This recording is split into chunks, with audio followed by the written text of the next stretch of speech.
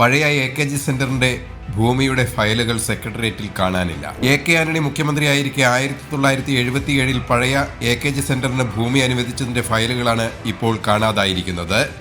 1977 August 20 34 saint ഭൂമിക്ക് പട്ടയം ലഭിച്ചതായാണ് CPMന്റെ കൈവശമുള്ള രേഖ. പക്ഷേ എത്ര സെന്റ് വസ്തുവാണ് നൽകിയതെന്ന് വ്യക്തമാക്കുന്ന അനുബന്ധ രേഖകളൊന്നും ഇപ്പോൾ കാണാനില്ല. ഭൂമി നൽകാൻ സർക്കാർ തീരുമാനിച്ചാലും പട്ടയം നൽകുന്നതിന് മുന്നോടിയായി ഒട്ടേറെ നടപടിക്രമങ്ങൾ പൂർത്തിയാക്കണം. അതിന്റെ ഫയലുകളും ഓഫീസുകളിൽ ഇപ്പോൾ ലഭ്യമല്ല.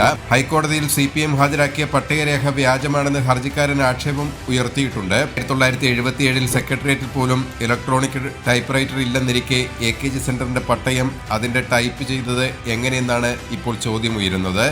ഇതിൽ കോടതി അനന്തര നടപടികളിലേക്ക് കടക്കാനിരിക്കെയാണ് ഫയലുകൾ കാണാനില്ലെന്ന വിവരം ഇപ്പോൾ പുറത്തുവരുന്നത്.